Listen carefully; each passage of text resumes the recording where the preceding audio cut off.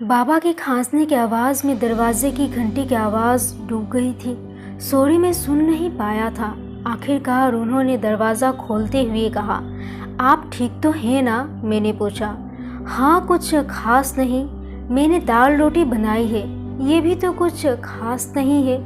मेरे पिता पिछले ही साल 60 साल के हुए थे, लेकिन नॉन स्टॉप खांसी के कारण वे 80 के लगने लगे थे। डॉक्टरों ने हाथ खड़े कर दिए थे। हमारे पास सर्जरी के पैसे भी नहीं थे। उनके स्कूल ने उन्हें एक अरसा पहले ही निकाल बाहर कर दिया था। आप 10 बार ब्रेक लेकर 50 मिनट की क्लास नहीं पढ़ा सकते। उन्हें पेंशन ज़रूर मिलती थी, जिसके सहारे हमारे महीने के 3 हफ्ते कट जाते थे। मैं हमारे डवाडोल डाइनिंग टेबल पर बैठकर चुपचाप खाने लगा। एंट्रेंस एग्ज़ाम, मेरे पिता ने कहना शुरू किया, लेकिन खांसी आ जाने के कारण वे रुक गए। मैं समझ गया वे कहना क्या चाहते हैं। मैंने एआई की तैयारी पूरी कर ली है, मैंने कहा। और जेई? बाबा ने कहा। एग्ज़ाम की तैयारी करने से भी मुश्किल है परिवार की उम्मीदों पर खरा उतरना। मेरे लिए आईआईटी की उम्मीद मत पालिए बाबा, मैंने कहा। मेरे पिता का चेहरा उतर गया। मैं जेई भी कर लूँगा, लेकिन जरा सोचिए, 4 लाख में से केवल 3000 का सिलेक्शन। तुम कर सकते हो, तुम राइट हो, बाबा ने कहा। बाबा का प्यार निश्चित ही अपने बेटे की काबिलियत का आंकलन बढ़ा चढ़ा कर रहा था। मैंने सिर हिला दिया। मुझे एआई से फिर भी उम्मीद थी, लेकिन जेई से नहीं। मैं सोचने लगा कि क्या बाबा इस बात को समझ पा रहे हैं। यदि मेरी रैंक लग गई तो मुझे घर छोड़ना पड़ेगा। अगर मुझे एनआईटी अगरतला जाना पड़े तो क्या होगा, या कहीं सुदूर दक्षिण में? इंजीनियरिंग ही सब कुछ नहीं है बाबा, मैंने कहा। इससे तुम्हारा जीवन सुरक्षित हो जाता है। अब एग्ज़ाम से ठीक पहले मुझसे झगड़ा मत करो। मैं झगड़ नहीं रहा हूँ। डिनर के बाद बाबा अपने बिस्तर पर लेट गए। मैं उनके करीब बैठ गया और उनका सिर दबाने लगा। उन्हें खांसी का एक और दौरा पड़ा और वे उठ बैठे। हमें सर्जरी के बारे में सोचना चाहिए, मैंने कहा। यानी 2 लाख रुपए खर्च करने के बारे में, बाबा ने लेटे लेटे कहा। उनकी आंख मुंदी हुई थी। मैं समझ गया कि इस बारे में बात करना बेकार है। मैं चुप रहा। मैं इस विषय को छेड़ना नहीं चाहता था। हम जमीन विवाद को एक अरसा पहले ही सुलझा सकते थे, लेकिन अदालती सुनवाइयों ने हमारा जीना मुहाल कर रखा था। जमीन पड़ी पड़ी बंजर हो रही थी और हमारे पास पैसे नहीं थे। तुम ही बताओ, हम पैसा कहाँ से लाएंगे? मेरे पिता ने कहा। तुम पहले इंजीनियर बन जाओ, अच्छा जॉब हासिल करो, फिर मैं सर्जरी करवा लूँगा। अब मैं चुप नहीं रह सका। ताया जी ने 10 लाख रुपए ऑफर किए थे। अभी तक तो बैंक में रखे रखे वो रकम दुगनी हो गई होती। बाबा ने आंखें खोली। और हमारी ज़मीन का क्या होता? उन्होंने कहा। वो स्टूपिड ज़मीन वैसे भी हमारे किस काम की है? इस तरह मत बोलो, उन्होंने मेरा हाथ धकेलते हुए कहा। किसान ना कभी अपनी ज़मीन का अपमान करता है और ना ही उसे कभी बेचता है। मैंने अपना हाथ फिर से उनके सिर पर रख दिया। अब हम किसान नहीं है बाबा। हम उस ज़मीन का कोई उपयोग नहीं कर सकते, क्योंकि आपका अपना भाई। जाओ और पढ़ाई करो, तुम्हारे इम्तिहान आने वाले हैं, बाबा ने कमरे की ओर इशारा करते हुए कहा। आधी रात को लैंड फोन की घंटी घनघनाई। मैं फ़ोन उठाया। मुझे नींद नहीं आ रही है आरती, मैंने कहा। झूठ मत बोलो, तुम रात 1 बजे तक नहीं सोते हो। बात क्या है? कुछ नहीं, बस तुमसे बात करने को जी किया तो फ़ोन लगा लिया। किसी और से बतियाओ, मैंने कहा। आहा, उसने कहा। मुझे पता है तुम्हें कौन सी चिंता खाए जा रही है। बाय आरती, मैंने कहा। अरे रुको तो, मुझे राघव के कुछ जोक्स फनी लगे, बस इतनी सी बात है। तुम अब भी मेरे बेस्ट फ्रेंड हो। नहीं, उसके जोक्स फनी नहीं थे। और ये बेस्ट फ्रेंड से तुम्हारा क्या मतलब है? मैंने कहा। हम 8 सालों से बेस्ट फ्रेंड हैं। हालांकि तुमने अभी तक मुझे एक भी चॉकलेट केक नहीं दिया है। और राघव केवल दोस्त थे। मैं उससे केवल इसीलिए बात करती हूँ क्योंकि तुम उसके करीबी दोस्त हो, आरती ने कहा। मैं चुप रहा। अब तो गुस्सा थूक दो गोपाल, घर पर क्या हाल है? उसने कहा। हमेशा की तरह हाल बेहाल है। और तुम कैसी हो? मैं ठीक हूँ, डैड चाहते हैं कि मैं एयर होस्टेस बनने की कोई कोशिश करने से पहले अपनी कॉलेज की पढ़ाई पूरी कर लूं, लेकिन 12वीं पास करने के बाद भी तो एयर होस्टेस बना जा सकता है। कॉलेज जाओ, तुम्हारी डैड सही कह रहे हैं, मैंने कहा। ऐसे मार्क्स के साथ मैं कौन सा कॉलेज ज्वाइन कर सकती हूँ? मैं राघव और तुम्हारी तरह स्मार्ट नहीं हूँ। राघव स्मार्ट है, मैं नहीं, मैंने उसकी बात सुधारते हुए कहा। क्यों? मॉक टेस्ट की वजह से? You are so stupid, Aarti ने कहा। Are you stupid? हम दोनों ही स्टूपिड हैं। फाइन। तुमने डिनर कर लिया? पिछले 5 सालों में उसने हर रात मुझसे ये सवाल पूछा था। मैं उस पर नाराज ही रहना चाहता था, लेकिन ऐसा ना कर पाया। हाँ, डिनर कर लिया। थैंक्स। What thanks? स्टूपिड। चलो अब सो जाओ और एंट्रेंस एग्जाम के बारे में मत सोचना, आरती, मैंने कहा और रुक गया। क्या? यू आर वेरी नाइस, मैंने कहा। मैं इससे बेहतर कोई दूसरी पंक्ति नहीं सोच पाया। नाइस हूँ या स्टूपिड हूँ या नाइसली स्टूपिड हूँ? आरती हंस पड़ी। मैं तुम्हारे बिना क्या कर पाऊंगा? शट अप, मैं यही हूँ, उसने कहा। अब हम छोटी बच्ची नहीं रहे, आरती, मैंने कहा। ओके ओके, अब फिर से वो सब शुरू मत कर देना। अब सो जाओ मेरे grown up man. Aarti come on, तुम हमेशा इस बात को टाल जाती हो। हम बात करेंगे, लेकिन अभी नहीं। तुम्हारे एंट्रेंस एग्जाम के बाद। मैं चुप रहा। जिंदगी को उलझाओ मत गोपाल। क्या तुम हमारी दोस्ती से ही खुश नहीं हो? हाँ खुश तो हूँ, लेकिन क्या? Good night, sweet dream, sleep tight. Good night. अब इसका कोई फ़ायदा नहीं है, मैंने मैथ्स की नोट्सबुक बंद करते हुए कहा। एग्ज़ाम के एक दिन पहले राघव मेरे घर आया था। उसने कहा कि हम ट्रिग्नोमेट्री का लास्ट मिनट रिवीजन करें। मैं इस विषय में कमज़ोर था। राघव ने टेक्स्ट बुक उठा ली। तुम सो जाओ, ओके? एग्ज़ाम से पहले आराम करना बहुत ज़रूरी है और खूब सारी धारदार पेंसिल साथ रखना मत भूलना, उसने कहा। राघव को जाता देख बाबा किचन से बाहर आए। डिनर के लिए रुको, बाबा ने कहा। नहीं, आज नहीं बाबा, राघव ने कहा। गोपाल के रैंक मिलने के बाद मैं एक अच्छी सी दावत लूँगा। मुझे रैंक मिली? रैंक मतलब एक पीटी हुई रैंक। 52,034 मैंने स्क्रीन पर देखा। मैं शिवपुर में राघव के घर आया था। हमने AI वेबसाइट पर लॉगिन किया था। निश्चित ही मैंने बहुत बुरा स्कोर नहीं किया था। टेस्ट देने वाले 10 लाख स्टूडेंट में से मैंने 9.5 लाख को हरा दिया था। बहरहाल NIT में केवल 3000 सीट उपलब्ध थी। कभी कभी जिंदगी आपके साथ कुर्र मजाक करती है। मैं उन बदनसीबों में से एक था जिन्होंने अच्छा प्रदर्शन तो किया था, लेकिन पर्याप्त अच्छा प्रदर्शन नहीं किया था। 5820, राघव ने कंप्यूटर मॉनिटर पढ़ते हुए कहा। राघव के पिता भी कमरे में चले आए थे और वे हमारे पीछे खड़े थे। ये क्या है? मैंने पूछा। मेरी रैंक, राघव ने कहा। एक्सीलेंट, राघव के पिता ने खुशी से चहकते हुए कहा। राघव मुस्कुरा दिया। वे इससे ज़्यादा रिएक्ट नहीं कर सकता था। इससे तुम्हें बहुत सारी चॉइसेस मिल जानी चाहिए, राघव के पिता ने फक्र से कहा। तुम दिल्ली में इलेक्ट्रॉनिक्स कर सकते हो। NIT लखनऊ भी तो है ना? राघव ने कहा। घर के और करीब। AI को छोड़ो, हम JEE का इंतज़ार करेंगे, राघव के पिता ने कहा। उनकी आवाज़ में उल्लास थी। दोनों बाप बेटे को ये रियलाइज़ करने में थोड़ा समय लगा कि कमरे में मैं भी मौजूद हूँ। उन्होंने मेरा लटका हुआ चेहरा देखा तो चुप हो गए। अब मुझे घर जाना चाहिए, मैंने फुसफुसाते हुए कहा। 50,000 की रैंक से तुम्हें भी कुछ न कुछ मिलना ही चाहिए, है ना? राघव के पिता ने कहा, जबकि वे अच्छी तरह जानते थे कि ऐसा नहीं होगा। वे मुझे ठेस नहीं पहुंचाना चाहते थे, लेकिन मुझे बहुत बुरा लगा। मैंने अपनी ज़िंदगी में कभी खुद को इतना छोटा महसूस नहीं किया था। मुझे लगा कि मैं एक भिखारी हूँ जो राजाओं के दरबार में खड़ा है। राघव, मैं तुमसे बाद में बात करता हूँ, मैंने कहा और घर से बाहर निकल आया। मैं नहीं चाहता था कि कोई भी मेरे आंसुओं को देखे। घर के बाहर गली में राघव दौड़ते हुए आया। तुम ठीक तो हो ना? उसने पूछा। मैं अपने आंसू पी गया और उसकी तरफ मुड़ने से पहले अपना चेहरा अच्छे से पोंछ लिया। मैं ठीक हूँ बडी, मैं झूठ बोल गया। और बधाइयाँ, एक ट्रीट तो बनती है, लेकिन तुम्हारे डैडी सही हैं। असली पार्टी तो JEE के बाद ही होगी।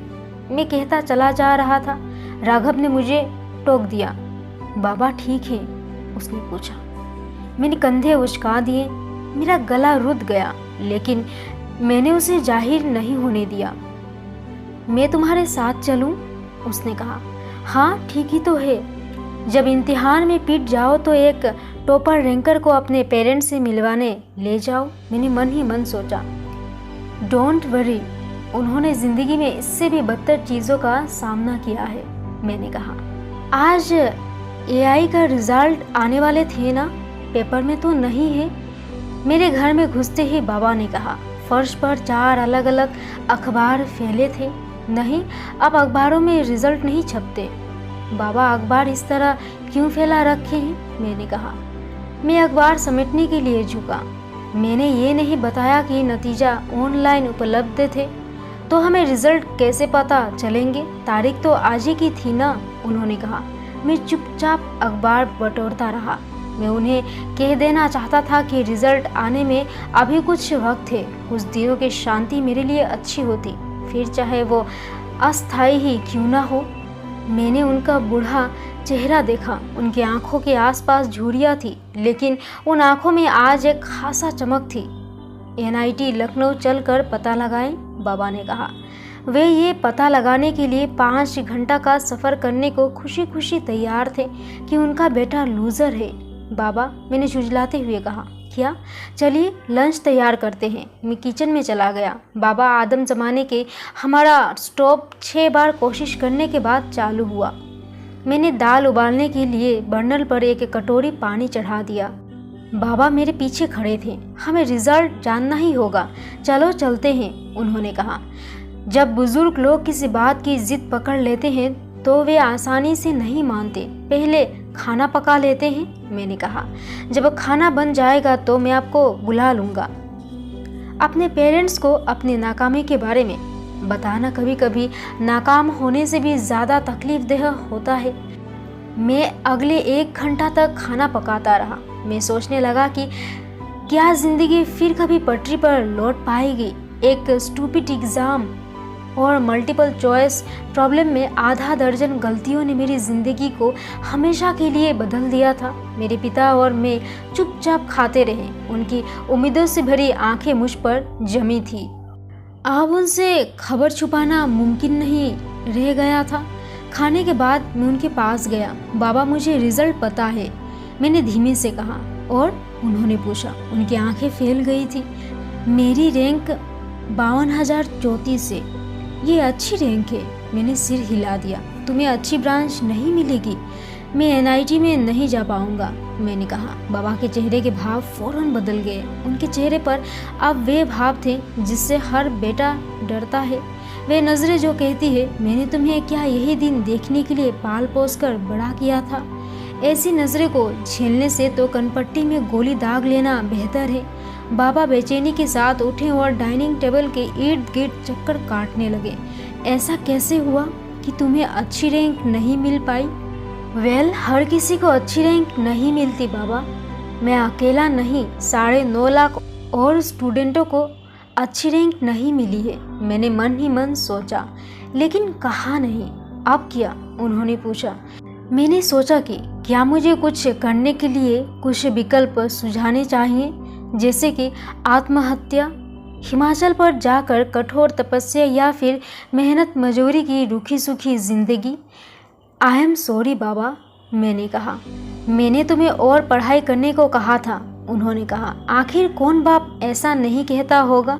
वे अपने कमरे में चले गए। आधे घंटे बाद में हिम्मत जुटाकर उनके कमरे में गया। उन्होंने अपने सिर पर गर्म पानी की बोतल रखी थी। मैं बीएससी कर सकता हूँ बाबा, मैंने कहा। भला उसे क्या फ़ायदा होगा, उन्होंने कहा। उनकी आवाज़ इतनी तेज़ थी कि लगता नहीं था कि वे बीमार हैं। मैं अपना ग्रेजुएशन पूरा करूँगा और फिर नौकरी की तलाश करूँगा।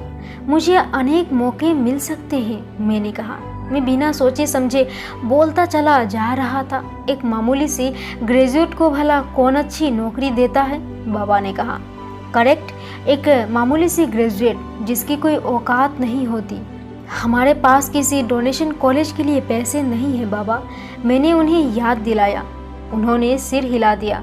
कुछ समय बाद वे फिर बोले, फिर से कोशिश करोगे? बाबा ने कोई बेतुका सुझाव नहीं दिया, लेकिन उसकी टाइमिंग बहुत गलत थी। एंट्रेंस एग्ज़ाम ही मुझे खासी मुसीबत दे चुका था। एक बार फिर कोशिश करने के विचार से ही मुझे तकलीफ होने लगी। बस करो बाबा, मैंने चीखते हुए कहा।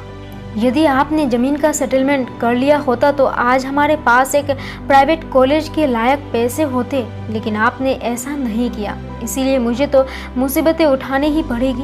बाबा ने अपने माथे पर गर्म पानी का बोतल घुमाई। वे सिर दर्द के साथ ही मेरे कारण भी तकलीफ में लग रहे थे। मेरे कमरे से चले जाओ, उन्होंने कहा।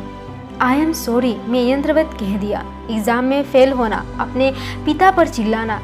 तुम एकदम सही दिशा में जा रहे हो बेटा, उन्होंने कहा। उनकी आंखें मुंदी हुई थी। मैं कुछ ना कुछ ज़रूर करूँगा, मैं आपको निराश नहीं करूँगा, मैं एक दिन ज़रूर अमीर आदमी बनूँगा, मैंने कहा। अमीर बनना आसान नहीं है, उसके लिए बहुत मेहनत करनी पड़ती है, लेकिन तुम तो मेहनत से ही जी चुराते हो, उन्होंने कहा। मैं उन्हें बताना चाहता था कि मैंने अपनी ओर से खासी मेहनत की थी। आप बिना मेहनत के 50,000वीं रैंक हासिल नहीं कर सकते, फिर चाहे उसका कोई भी क्यों ना मतलब हो। मैं कहना चाहता था कि मैं भी भीतर से टूटा हुआ महसूस कर रहा हूँ। मैं चाहता था कि वे इस बात को समझ पाएं कि मैं फुट फुट कर रोना चाहता था, और यदि वे मुझे अपने सीने से लगा लेते हैं तो इससे मुझे बहुत अच्छा लगेगा। चले जाओ, जिंदगी के ये बचे कुछ दिन मुझे चैन से बिता लेने दो, उन्होंने कहा। मैं अपने कमरे में गया और चुपचाप बैठ गया। इतने सालों में मैंने कभी अपनी माँ को मिस नहीं किया था, लेकिन एआई रिजल्ट के इस दिन में चाहता था कि काश वे मेरे साथ होती। मैंने वो 6 एक्स्ट्रा प्रॉब्लम्स ठीक न कर पाने के लिए खुद को बहुत कोसा। मैंने मन ही मन एग्ज़ाम के दिन को बार बार दोहराता रहा, जैसे कि मेरा दिमाग समय में पीछे की ओर यात्रा कर सकता है, उसी दिन को फिर से दोहरा सकता है और मैं वहां जाकर अपनी गलती सुधार सकता हूं। पछतावा, शायद पछतावे की भावना इंसान के सबसे बड़ी मैन्युफैक्चरिंग डिफेक्ट में से एक होगी। हम पछतावा करते रहते हैं, चाहे उसकी कोई तुक ना हो। मैं अपने बिस्तर पर लेटा सोचता रहा। आधी रात को मैं लिविंग रूम में आया और आरती को कॉल किया। अरे तुम ठीक तो हो ना? उसकी आवाज़ शांत थी। उसे मेरे रिजल्ट के बारे में पता था, फिर भी उसने कॉल नहीं किया था। उसे पता था कि जब मैं उसे बात करने को तैयार होऊंगा तभी उसे कॉल करूंगा। आरती मुझे बहुत अच्छी तरह से समझती थी। हम बोर्ड पर बात करेंगे, मैंने कहा। कल सुबह 4:30 बजे 80 घाट पर, उसने कहा। फ़ोन के बाद मैं सोने चला गया। मैं लेटा रहा लेकिन नींद न आई। मैं बहुत देर तक करवटें बदलता रहा। जब तक मैं बाबा के साथ अच्छे से बात नहीं कर लेता मुझे चैन नहीं आने वाला था। मैं उनके कमरे में गया। वे सो रहे थे। गर्म पानी की बोतल अब भी उनके सिर पर थी। मैंने बोतल उठाकर एक तरफ कर दी। वे जाग गए। आई एम सॉरी बाबा, मैंने कहा। उन्होंने कुछ नहीं कहा। आप जो कहेंगे मैं वही करूँगा। यदि आप चाहते हैं तो मैं एक बार फिर कोशिश करूँगा। मैं इंजीनियर बनकर दिखाऊंगा बाबा, मैंने कहा। उन्होंने मेरे सिर पर एक हाथ धर दिया, मानो मुझे आशीर्वाद दे रहे हों। अब मेरे लिए अपनी भावनाओं को थाम कर रखना मुमकिन नहीं था। मैं फूट फूट कर रो पड़ा। मैं बहुत मेहनत करूँगा, मैंने कहा। आंसू मेरे गालों से होकर ढुलक रहे थे। गॉड ब्लेस यू, चलो अब सो जाओ, उन्होंने कहा। मैं सुबह 4:30 बजे 80 घाट जा पहुंचा। मेरे नाविक दोस्त फूलचंद मुझे चप्पू थामते हुए मुस्कुरा दिया। इतने सालों में उसने मुझसे कभी एक पैसा नहीं लिया था। मैं उसकी बोट एक आध घंटे के लिए ले जाता था और बदले में उसे चाय और बिस्किट खरीद कर दे दिया करता था, जबकि इतनी देर नाव चलाने के लिए फिरंगी 500 रुपये दे सकते थे। कभी कभी मैं फिरंगियों से अंग्रेजी में बतियाने में उसकी मदद कर दिया करता था और वो मुझे 10% कमीशन दे देता था। हाँ, मैं इस तरह भी पैसा कमा सकता था, शायद बहुत ज़्यादा नहीं, लेकिन मैं इतना तो कमा ही सकता था कि अपनी रोजी रोटी कमा सकूं। काश बाबा ये सब समझ पाते। 5:30 तक लौट आना, फूलचंद ने कहा। मेरी एक और बुकिंग है, जापानी टूरिस्ट। मुझे आधे घंटे से ज़्यादा समय नहीं लगेगा, मैंने वादा किया। उसने खीसें निपोड़ दी। तुम लड़की के साथ जा रहे हो, शायद तुम्हें वक्त का पता ही ना चले। नहीं, ऐसा नहीं होगा। तुम्हारे उसके साथ सेटिंग है। फूलचंद ने बोट की रस्सी खोलते हुए कहा। छोटे शहरों में लड़का और लड़की के आपसी रिश्तों में सभी की दिलचस्पी होती है। फूलचंद भाई, मैं आधे घंटे में लौट आऊँगा, मैंने कहा और बोट पर सवार हो गया। मेरे रुखे जवाब पर फूलचंद ने तोड़ियां चढ़ा ली। वो स्कूल के दिनों से मेरी क्लासमेट है, मैं उसे 8 सालों से जानता हूँ, मैंने कहा। वो मुस्कुरा दिया। सुबह के नीम उजाले में उसके पान के दाग लगे दांत चमक रहे थे। मैं जापानी टूरिस्टों से बातचीत कराने में तुम्हारी मदद करूँगा, हम दोनों मिलकर उनसे निपट लेंगे, मैंने पतवार थामते हुए कहा। आरती घाट से 20 मिनट आगे नाविक और साधुओं की नज़र से दूर मेरा इंतज़ार कर रही थी। वो धीमे से नाव पर चढ़ी। मैं नाव को खेते हुए तट से दूर ले गया। चलो उस तरफ चलते हैं, उसने पश्चिम दिशा की ओर इशारा करते हुए कहा, जिधर अधिक शांति थी। पूरब दिशा में भीड़ भरे दशाश्वमेध घाट पर सुबह की आरती शुरू हो चुकी थी। माना जाता है कि दशाश्वमेध घाट वो जगह है जहां ब्रह्मा ने 10 अश्वमेध यज्ञ किए थे और वो वाराणसी में गंगा तट पर होने वाली सभी धार्मिक गतिविधियों का केंद्र है। मैं जैसे जैसे नाव खेता चला गया, घाटियों और मंत्रोच्चारण की ध्वनियों पीछे छूटती चली गई। जल्दी ही हम केवल पानी में चल रहे चप्पुओं की ही आवाज़ सुन पा रहे थे। लाइफ में ऐसा हो जाता है, आरती ने कहा। भोर की किरणों के कारण उसके चेहरे पर पीली सी रंगत थी। वो उसके लाल केसरी दुपट्टे से मैच कर रही थी।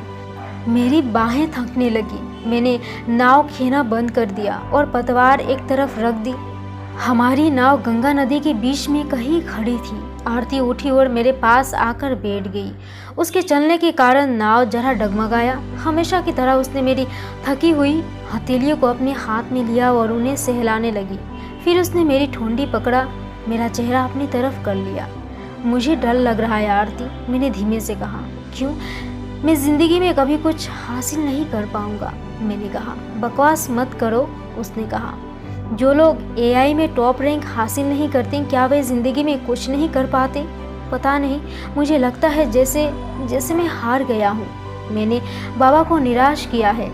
वे ठीक है ना?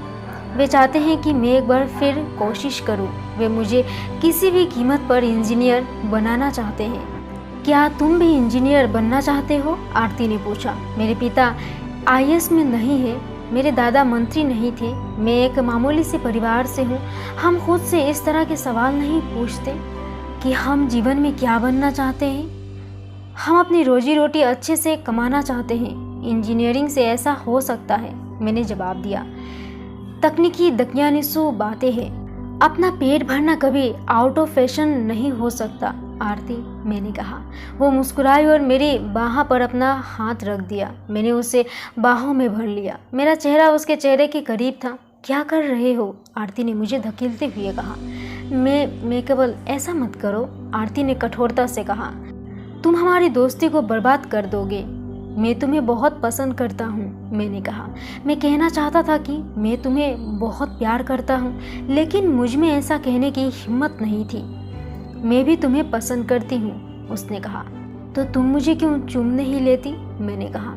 क्योंकि मैं ऐसा नहीं करना चाहती, उसने मेरी ओर देखते हुए कहा। मुझे गलत मत समझो, तुम कई सालों से मेरे बेस्ट फ्रेंड हो, लेकिन मैं तुम्हें पहले भी कह चुकी हूँ। वो चुप हो गई। क्या मैं तुम्हें उस तरह से नहीं देखती? उसने अपनी बात पूरी की। मैं उससे दूर हट गया। गोपाल प्लीज़ समझने की कोशिश करो, तुम पहले ही डिस्टर्ब हो, इसीलिए क्या आरती, तुम मेरे फीलिंग्स को हर्ट नहीं करना चाहती? वेल, तुम ऐसा कर चुकी हो। मैंने घड़ी देखी, 4:50 हो चुके थे। मुझे नाव लौटानी है। मैंने फिर से पतवार उठा ली। चलो तुम्हारे घर चलते हैं, मैंने कहा। उसने हामी भर दी। घाट पहुंचने तक हम खामोश रहे। फूलचंद हमें देखकर मुस्कुरा दिया, लेकिन जब मैंने नजरें तरेर कर देखा तो उसकी मुस्कुराहट गायब हो गई। हम नाव से नीचे उतरे। तुम आज कुछ समय बाद घर आना चाहोगे? आरती ने कहा। मुझसे बात मत करो, मैंने कहा। तुम इडियट की तरह बिहेव कर रहे हो। मैं इडियट ही हूँ और तुम ये जानती हो, इसीलिए तो मैं एआई क्लियर नहीं कर पाया, मैंने कहा और उसकी तरफ देखे बिना वहाँ से चला आया। एआई की तरह ही मैं जेई भी क्लियर नहीं कर पाया। राघव ने ज़रूर जेई क्लियर की और देश भर में 1132वीं रैंक बनाई। इससे वो वाराणसी में एक मिनी सेलिब्रिटी बन गया। अगले दिन स्थानीय अखबारों में उसके बारे में छपा था। वाराणसी के 4 स्टूडेंट ने जेई क्रैक की थी, जिसमें से केवल राघव ही ऐसा था जो वाराणसी में रहता भी था। बाकी के तीनों कोटा में रहते थे। वे तीनों कोटा क्यों चले गए? बाबा ने अखबार पढ़ते हुए कहा। बाबा को अब मेरे लूज़र होने से कोई फर्क नहीं पड़ता था। मेरे द्वारा जेई रैंक नहीं हासिल करने पर उन्होंने ना के बराबर प्रतिक्रिया की। कोटा आईआईटी कोचिंग क्लासेस की राजधानी है। हजारों स्टूडेंट वहां जाते हैं। मैंने कहा, हर साल 1000 या दूसरे शब्दों में कहें तो कुल आईआईटी सिलेक्शन में 1/3 छात्र के लिए पश्चिम भारत का ये छोटा सा शहर ही जिम्मेदार होता है क्या? बाबा ने कहा, ऐसा कैसे संभव है? मैंने कंधे उचका दिए। मैं अब एंट्रेंस एग्ज़ाम के बारे में बात नहीं करना चाहता था। मुझे 12वीं में 79% मार्क्स मिले थे। मैं इलाहाबाद यूनिवर्सिटी में बीएससी कर सकता था। पढ़ाई के लिए इलाहाबाद से वाराणसी तक की नियमित रूप से 120 किलोमीटर सफ़र करना कठिन ज़रूर था, लेकिन मैं इलाहाबाद जाकर भी रह सकता था और सप्ताहांत में बाबा से मिलने आ सकता था। राघव कौन सी आईआईटी ज्वाइन कर रहा है? पता नहीं। मैंने कहा, बाबा क्या आप मुझे 200 रुपये दे सकते हैं? मुझे कॉलेज एडमिशन फॉर्म खरीदना है। बाबा ने मेरी तरफ इस तरह देखा जैसे मैंने उनके कलेजे में खंजर घोंप दिया हो। तुम एआई के लिए एक बार फिर कोशिश नहीं करोगे? उन्होंने कहा। मैं इलाहाबाद यूनिवर्सिटी ज्वाइन करूंगा और वहां से एक बार फिर कोशिश करूंगा। मैंने कहा, तुम दूसरा कोर्स करते समय तैयारी कैसे कर पाओगे? मैं अपना 1 साल बर्बाद नहीं कर सकता। मैंने कहा और घर से बाहर चला गया। मुझे राघव से मिलना था। मैंने उसे बधाई तक नहीं दी थी। ये सच है कि मैं जेई में उसके सिलेक्शन पर मुझे बहुत खुशी नहीं हुई थी। मुझे खुश होना चाहिए था, लेकिन मैं हुआ नहीं। लेकिन आखिर हम 10 साल से दोस्त थे। हमें अपने दोस्तों की खुशी में शरीक होना चाहिए। बहरहाल अब वो एक आईआईटीएन होने जा रहा था, जबकि मैं कुछ भी नहीं था। जाने क्यों मुझे ये अच्छा नहीं लग रहा था। मैंने उसके दरवाजे की घंटी बजाते समय नकली मुस्कुराहट का अभ्यास किया। राघव ने दरवाज़ा खोला और सीधे मुझे गले से लगा लिया। हे, नाइस टू सी यू, उसने कहा। कांग्रेट्स ब्रो, मैंने कहा। मेरे होंठ फैल गए थे और मेरे दांतों को देखा जा सकता था। अब मैं कह सकता हूँ कि मैं एक सेलिब्रिटी को जानता हूँ। मैं उसके घर में चला आया। भेल द्वारा दिया गया एक सादा सा 3 बेडरूम का अपार्टमेंट। डाइनिंग टेबल पर अखबार फैले थे जिसमें उसके सिलेक्शन की खबरें थी। राघव के पिता सोफे पर बैठे थे और उनके साथ उनके कुछ रिश्तेदार भी थे जो उनसे मिलने आए थे। वे उन्हें मुबारकबाद देने आए थे। आखिर आईआईटी रैंक बहुत बड़ी उपलब्धि होती है, माउंट एवरेस्ट पर चढ़ने या स्पेस मिशन में शामिल होने के बराबर। मिस्टर कश्यप मुझे देखकर दूर से मुस्कुराए। शायद ये मेरी कल्पना ही रही होगी, लेकिन उनकी मुस्कुराहट देखकर मुझे लगा कि ऐसी मुस्कान अपने से नीचे कद वाले लोगों को दी जाती है। मुझे कोई शक नहीं था कि अगर मुझे भी रैंक मिली होती तो वे खड़े हो जाते और मुझसे हाथ मिलाते। बहरहाल फर्क तो उससे भी कुछ नहीं पड़ता। राघव और मैं उसके कमरे में चले गए। मैं एक कुर्सी पर बैठ गया और वो बिस्तर पर। तो कैसा लग रहा है तुम्हें? मैंने कहा। मैं जानना चाहता था कि उन स्टूपिड रैंक में से एक हासिल करने के बाद कैसा लगता है जो आपको रातों रात कोयले से हीरा बना देती है। अनबिलीवेबल, राघव ने कहा। मैंने सोचा था कि मैं शायद एआई क्लियर कर पाऊंगा, लेकिन जेई, वाओ। कौन सी आईआईटी में जा रहे हो? मैंने कहा, मैं आईआईटी बीएचयू ज्वाइन करूंगा। मुझे अच्छी ब्रांच मिल जाएगी और वो भी बनारसी में। राघव ने कहा। आईआईटी बीएचयू यानी बनारस हिंदू यूनिवर्सिटी का इंस्टीट्यूट ऑफ टेक्नोलॉजी वाराणसी का सबसे प्रतिष्ठित कॉलेज था। वो अपनी भर्ती प्रक्रिया जेई के मार्फत संचालित करता था, लेकिन उसकी ब्रांड हैसियत आईआईटीएन के बराबर नहीं थी। बीएचयू क्यों? मैंने कहा। मैं पार्ट टाइम जर्नलिज्म भी करना चाहता हूँ। यहाँ के अखबारों में मेरे कॉन्टेक्ट्स हैं, राघव ने कहा।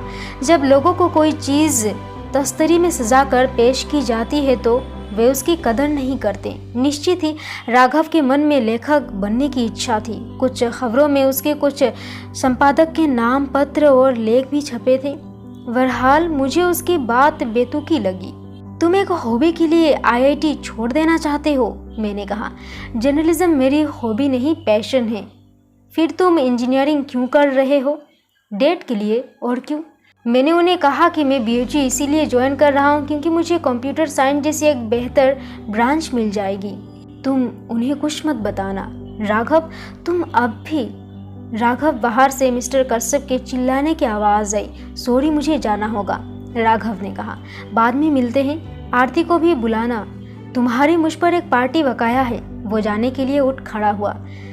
जब लोग कुछ हासिल कर लेते हैं तो वे सेल्फ ऑब्सेस्ड हो जाते हैं। जानना चाहते हो अब मैं क्या करने वाला हूँ? मैंने बेपरवाही के साथ कहा। राघव रुक गया। ओह सॉरी, हाँ बताओ ना, उसने कहा।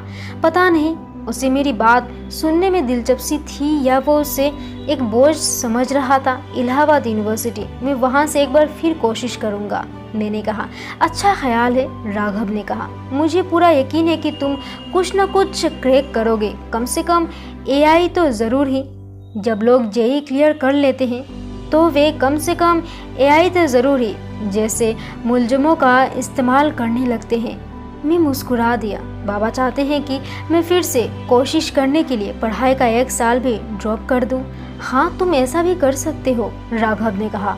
उसके पिता एक बार फिर चिल्लाए। ठीक है, अब जाओ, मैंने कहा। अब मैं भी चलता हूँ। सी यू बडी, राघव ने मेरे कंधा थपथपाते हुए कहा।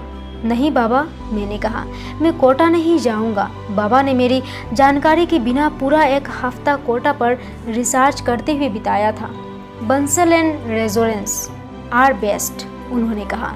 आपको कैसे पता? मैं रिटायर्ड टीचर हूँ, मैं पता लगा सकता हूँ। ग्रेट, मैंने कहा। मैं तुम्हें कोटा भेजने को तैयार हूँ। ट्यूशन के लिए सालाना 30,000 रुपये लेंगे। लिविंग एक्सपेंसेस में महीने के तकरीबन 3,000 खर्च होंगे। तो 12 महीने का कितना हुआ? 30,000 प्लस 36,000, बाबा ने फुसफुसाते हुए कहा। 66,000, मैंने कहा। और 1 साल का नुकसान भी। बाबा, आपको क्या लगता है हम कहीं के राजा रजवाड़े हैं? मेरे पास 40,000 का एक फिक्स डिपॉजिट है जिसके बारे में मैंने तुम्हें नहीं बताया है, बाबा ने कहा। पिछले 3 सालों में मैं जितना बचत कर सकता था उतनी की है। इतना पैसा शुरुआत के लिए काफ़ी है, बाकी के लिए हम कुछ बंदोबस्त करेंगे। तो हमारे पास जो थोड़े बहुत पैसे हैं हम उसे ट्यूशन पर उड़ा दें किसी दूर दराज के इलाके में। वैसे कोटा है कहाँ? राजस्थान में। दूर है, लेकिन यहाँ से कोटा के लिए सीधे ट्रेन है। 22 घंटे का सफ़र है। बाबा, लेकिन मैं कॉलेज ज्वाइन क्यों नहीं कर सकता? पैसे देना है तो उसके लिए दीजिए, कम से कम मेरे पास डिग्री तो होगी। एक बेकार सी डिग्री हासिल करने में भला क्या तुक है? और बेहतर कोचिंग के बिना तुम फिर से कोशिश कैसे कर पाओगे? तुम कुछ ही मार्क्स से एक अच्छी रैंक हासिल करने से चूक गए हो। शायद कोटा तुम्हें वे एक्स्ट्रा मार्क्स हासिल करने में मदद करे। मैं कंफ्यूज था। मैंने भी नहीं सोचा था कि मैं दूसरी बार भी कोशिश करूँगा। 1 साल के लिए अपने शहर से इतनी दूर जाना तो दूर की बात है।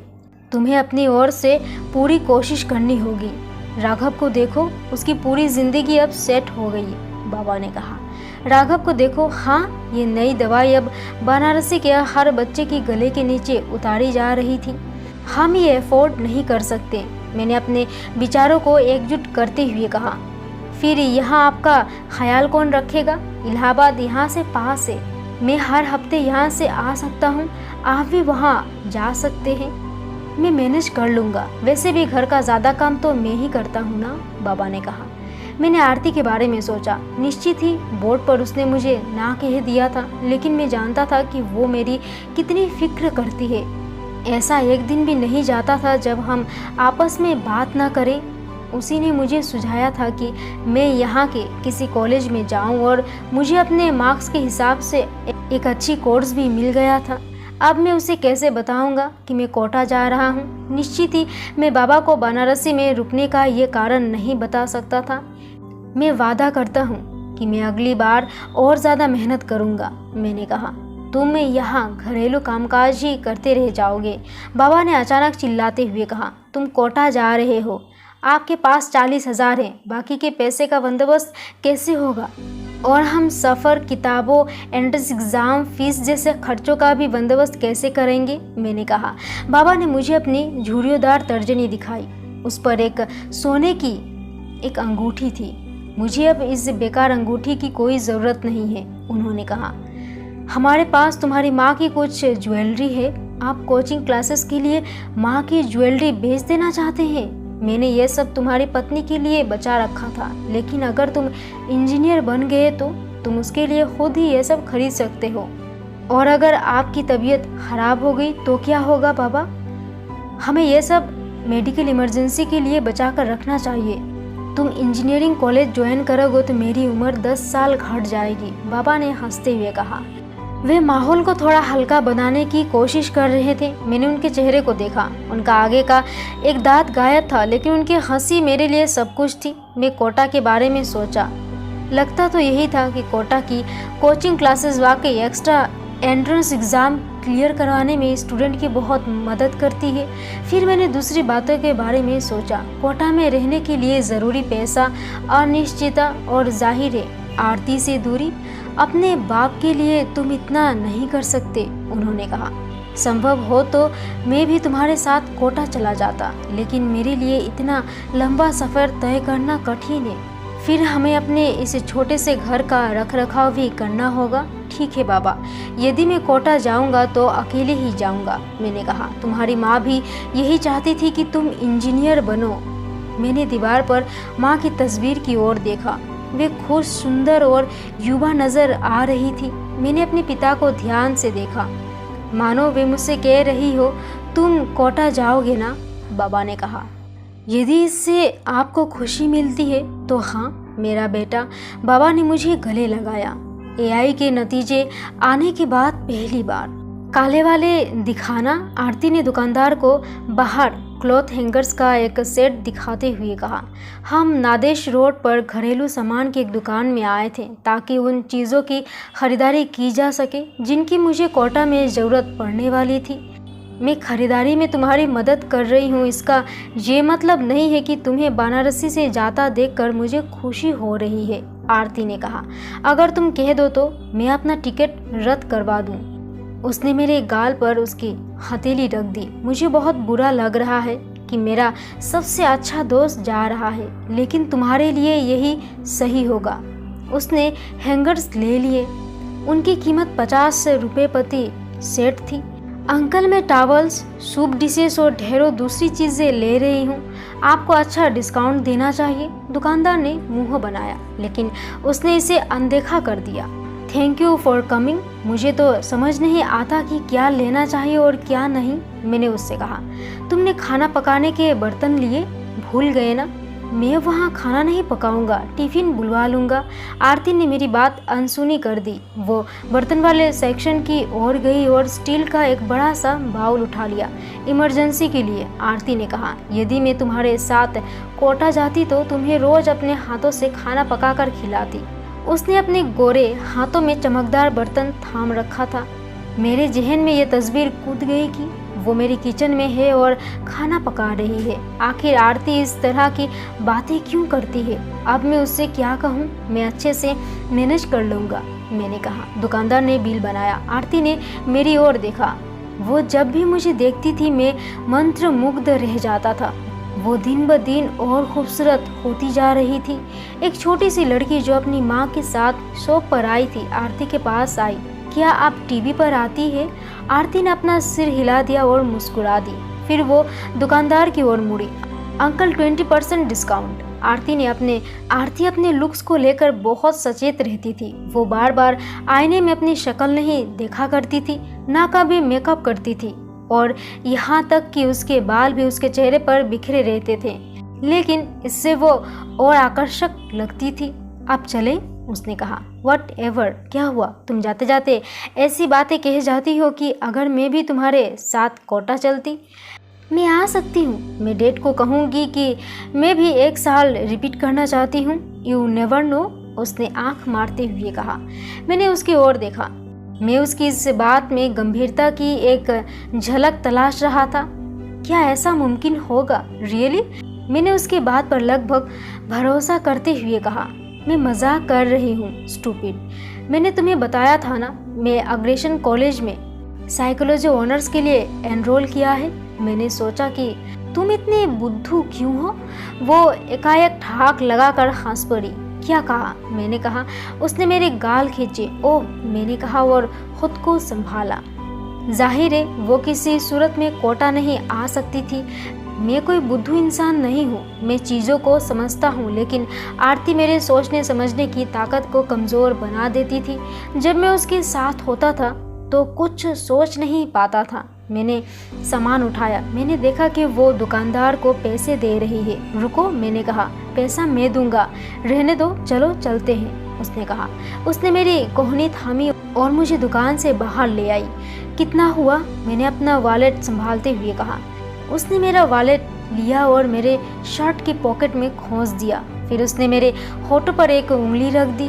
आखिर लड़कियां ऐसे कंफ्यूज करने वाले सिग्नल्स क्यों देती है? उस दिन बोर्ड पर उसने मुझे 2 टूक जवाब दे दिया था। इसके बावजूद वो ये बोरिंग क्लोथ हैंगर्स खरीदने के लिए मेरे साथ दुकान तक आई और मुझे पे भी करने नहीं दिया।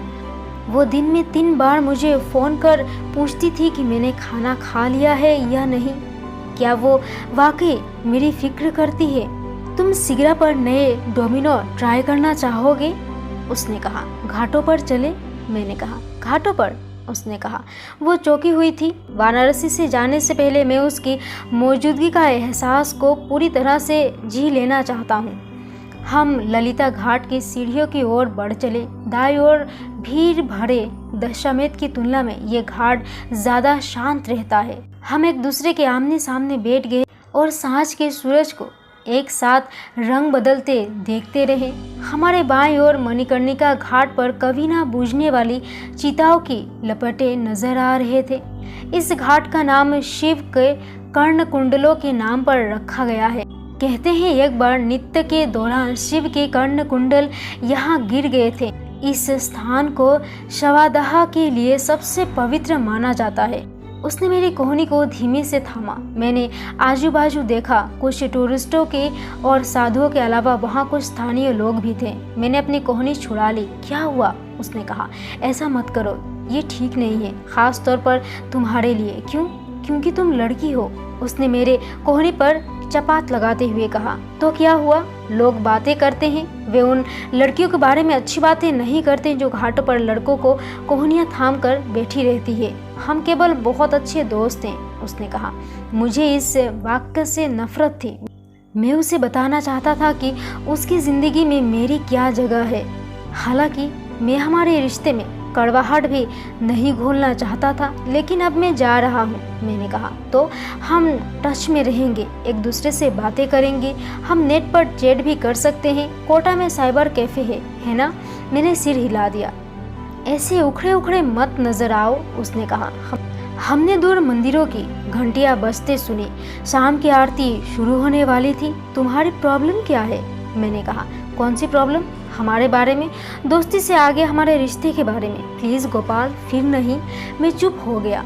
हम दूर से शाम की आरती देखते रहे। दर्जन भर पुजारी बड़ी बड़ी दिब्बतियाँ लिए एक सुर में इस तरह गा रहे थे जैसे गायक पृष्ठभूमि में गुनगुनाते हैं। पुजारियों के आसपास सैकड़ों टूरिस्ट थे। वाराणसी के घाटों की आरती को आप चाहें जितनी बार देख लें, वे हमेशा आपको सम्मोहित कर लेती है। मेरे पास बैठी आरती की तरह। उसने मोरपंखिया सलवार कमीज और मछली के आकार की चांदी की इयररिंग्स पहनी थी। मैं उस तरह से महसूस नहीं करती गोपाल, उसने कहा। मेरे बारे में, किसी के भी बारे में। और मुझे हम दोनों के बीच का यह रिश्ता अच्छा लगता है। क्या तुम्हें अच्छा नहीं लगता? मुझे भी अच्छा लगता है, लेकिन अब मैं जा रहा हूँ। अगर हम कोई कमिटमेंट करें तो क्या ये अच्छा नहीं होता? कमिटमेंट? गोपाल, अभी हमारी उम्र ही क्या है? वो हंस पड़ी। फिर वो उठ खड़ी हुई। चलो, तुम्हारी यात्रा शुभ रहे, इसके लिए नदी में दिए बहाते हैं। बात बदलने में लड़कियों का कोई सानी नहीं है। हम नदी की ओर चले गए। उसने 5 रुपए में 6 जलते हुए दियों का एक सेट खरीदा। उसने एक दिया मेरी ओर बढ़ाया और फिर उसने एक दिया नदी में बहा दिया। मेरे हाथ थामे हुए उसने कहा, चलो तुम्हारी कामयाबी के लिए साथ साथ प्रार्थना करते हैं। जो तुम चाहो कोटा में वो तुम्हें मिले। उसने आंख बंद करते हुए कहा।